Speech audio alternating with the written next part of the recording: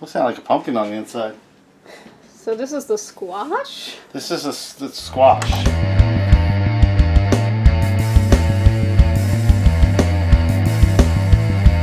I have to see if it's super bitter, because if it's super bitter, we can't eat it. But we can still carve it if it is. Mm-hmm. Verdict? It's not bitter. Edible? You can also just not like it. I'm not a huge fan of squash, but this isn't tasting especially bitter. So it seems to be good. I'm going to make stuff out of it. Cool. So this is a squash probably crossed with maybe cucumber? Maybe pumpkin. Because we tried to grow all these things. Yeah, we didn't know they could cross-pollinate. So we got a hybrid. Look at that. Yeah, I think it crossed with the Pumpkin? pumpkin. Look at that. Yeah, that's very pumpkin-y. It's very pumpkin-y. Huh. Well, Fascinating. should we roast the seeds? I mean, maybe. Let's try it. What the fuck? Give me a bowl for the seeds.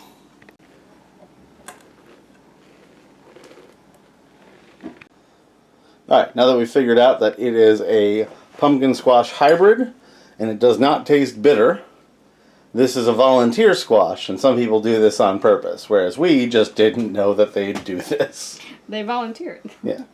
So we're gonna make volunteer pumpkin baked seeds. Mm-hmm.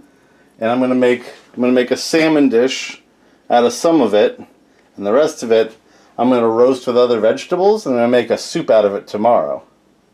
Yeah. What kind of veggies you putting in it? I'm gonna put in some cherry tomatoes. I'm gonna put in some onions. I'm gonna put in some carrots. I'm gonna let them all roast in the oven together. Then we'll core out the meat from the skin, and it'll all go in a slow cooker with some chicken broth. Nice. And it should make a nice creamy dippable soup if I add some dairy in later. Nice. Yeah. So this is what happens when a squash and a pumpkin love each other very, very much.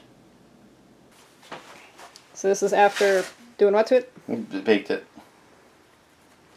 Baked it. Now we gotta separate it from the skin. Scoop it. And chop all this, put it in there with some chicken broth, and add some milk and cheese towards the end. Alright.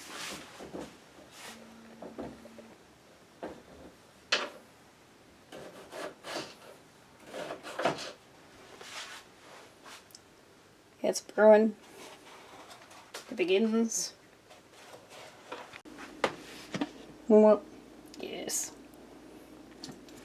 Let it cook until it's real soft, and then just puree it, add some milk, add some cheese, and I'm baking a garlic bread to dip in it. Soup. Soup!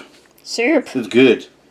Smells good. It's good. It's the best squash soup I've ever had, because I don't really like squash. It's somewhere between squash and pumpkin in a weird way that makes sense to your palate. It's hybrid. Yeah. Soup. So tomorrow, some garlic bread and some soup. There's the final product, our squash soup with some bacon on top and garlic bread for dipping. And we're going to enjoy this. Rock on. Rock on.